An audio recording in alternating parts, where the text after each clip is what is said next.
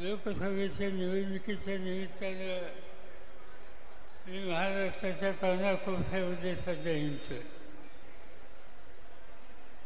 जे मोदी सरकार शेतकऱ्यांच्या विरोधी आहे, नव्या पिढीची बेकारी कमी करण्याच्यासाठी ठोस पावले टाकत नाही. समाजातले स्त्रिया असोत, अल्पसंख्याक असोत, दलित असोत, या उपेक्षित घटकाच्याकडे लक्ष देण्याची जबाबदारी पाळत नाही.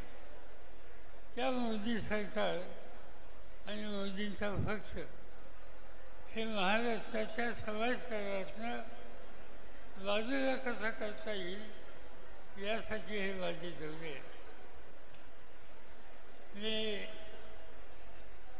सातारला गेलो, पुण्याला गेलो, अहमदनगरला गेलो, नाशिकला गेलो, औरंगाबादला गेलो, जालन्याला गेलो, परभणीला गेलो आणि सोलापूरला आता या ठिकाणी आलो.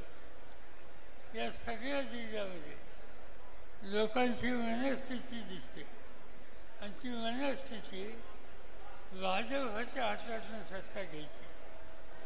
शेतकऱ्याला न्याय मिळायचा असेल तर मोदी सरकार त्यांच्या हातातली सत्ता काढून घ्यायची आणि ती सत्ता काढून घेऊन शेतकऱ्यांचं, तरुणांचं नेतृत्व करण्याची ताकद ज्यांच्यात आहे ते प्रत्येक जिल्ह्यामध्ये उद्या करून त्यांना शक्ती द्यायची.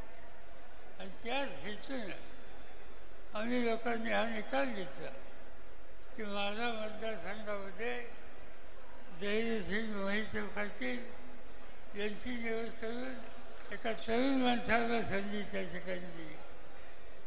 तसंच सोलापूर शहरामध्ये विधानसभेमध्ये अनेक वर्ष काम करणारी वनिती शिंदे हिला लोकसभेच्यासाठी संधी देऊन आज उभ्या आहेत. या दोन्ही उमेदवारांना मोठ्या मतानं विजय करणं ही आपली जबाबदारी आहे आणि ती तुम्ही फार फाळावी ही विनंती करावी लागेल. आणि त्याच्यामध्ये दुधात साखर म्हणतात तशी गोष्ट या ठिकाणी घडली. आणि ती दुधात साखर म्हणजे संजय क्षीरसागर गेले 25 वर्ष महड तालुक्यामध्ये सार्वजनिक जीवनात काम करत होते. त्यांनी आज आपला रस्ता बदलला आणि राष्ट्रवादीचा रस्ता त्यांनी स्वीकारला. त्यांचं मी या ठिकाणी स्वागत करतो. हा तालुका अनेक वर्षापासून माझा शेतकऱ्याचा संबंध असलेला हा तालुका आहे. तुमच्यापैकी अनेकांना माहीत असेल 1971 ते 77 या काळामध्ये सोलापूर जिल्ह्याचा पालकमंत्री म्हणून माझ्यावर जबाबदारी होती. आणि त्या काळामध्ये मी अनेकदा बघितलं या मोहोळमध्ये संभाजीराव गरड असतील, त्यांचे बाकीचे सहकारी असतील, या सगळ्यांनी आम्हाला लोकांना साथ दिलेली होती. आणि आज पुन्हा एकदा इथं पक्षाची बांधणी करायची आहे, लोकांचे प्रश्न सोडवायचे आहेत आणि ते करायचं असेल तर जिद्दीनं काम करणारा आणि शिस्तीच्या चौकशीचं काम करणारा एक सहकारी याची आवश्यकता होती. संजय क्षीरसागरांच्या निर्णयामुळं ही उणीव जी भासत होती ती आजपासून संपलेली आहे आणि त्यांचा उपयोग या तालुक्याच्या जनतेचे प्रश्न सोडवण्यासाठी मोठ्या प्रमाणावर होईल.